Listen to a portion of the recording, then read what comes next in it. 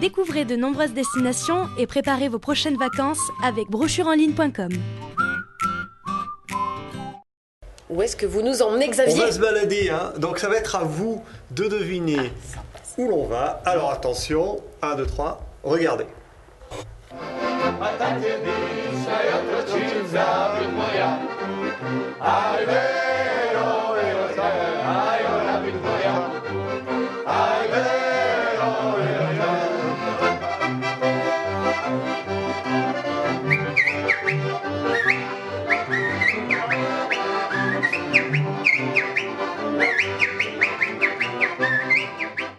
C'est original, hein, c'est quelque chose on entend. Alors devinez où est-ce qu'on est parti? Bon, Où est-ce qu'on part? Ouzbékistan, un truc comme ça. Ouzbékistan, Julien, une proposition. Moi je dirais entre la Turquie et l'Autriche. Moi, je dis entre les deux.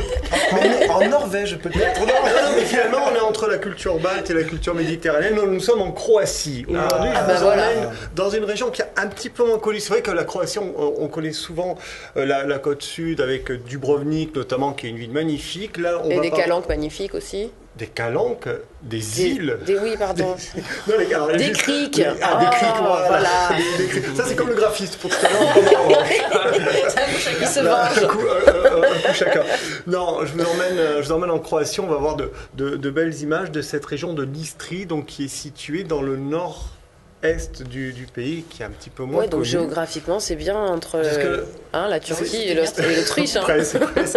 Non, c'est une région qui a la particularité d'être entre montagne et mer, ou mer et montagne, voilà, avec de très belles villes sur la côte de l'Adriatique, mais aussi des montagnes, des vignes, du vin, des spécialités et des forêts. Des jolies filles. Bien sûr, des jolies filles. Je parlais tout à l'heure de la Méditerranée et également du côté slave. Et on retrouve ça justement chez les habitants. Tu me parlais des jolies filles, pareil pour les messieurs. Vous avez d'un côté, vous avez des jeunes filles brunes, très mat typées de méditerranéennes, peau, très méditerranéennes, notamment donc dans les villes au bord de l'eau, avec par exemple la ville de Porek, qui est une des plus grandes villes de cette région. Et puis lorsque l'on va un petit peu plus dans les montagnes, par exemple, vous allez retrouver plus la carrure slave, donc il va être des personnes un peu plus grands, un peu plus massives. Un peu plus massives. Mais pourquoi cette région, elle est un petit peu moins connue, et c'est vrai qu'à quelques heures, je veux dire à 1h30 de vol de Paris, on est complètement dépaysé. Il y a plein de spécialités à découvrir.